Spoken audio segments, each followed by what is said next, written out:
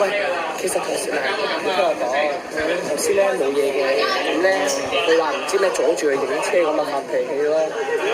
OK。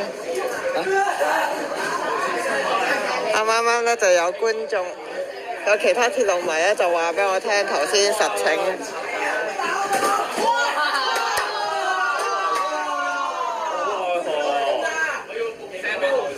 打人啊！打人啊！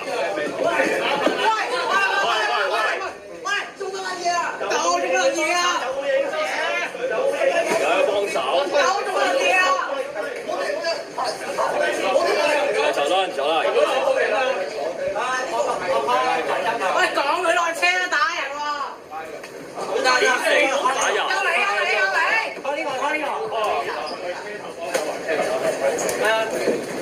咁咧已經有乘客頂唔順要撳呢個緊急通話器。喺嗰度咯，即係嗰度啫嘛。我咪特登影佢，但係我就我手好撚報警，做乜嘢啊？冇人走。係啊，睇到佢哋開心啦。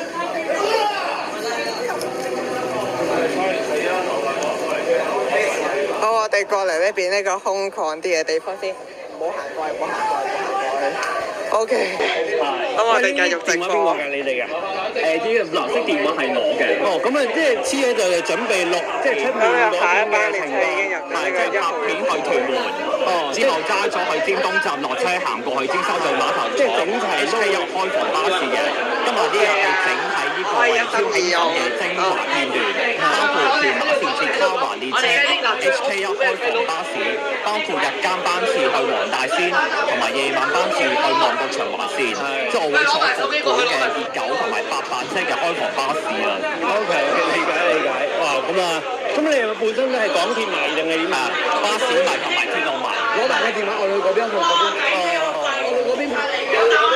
咁啊，有好多嘅職員就過到嚟啦。咁啊，應該係嗰位嘅即係乘客就可能有少少即係情緒有少少波動。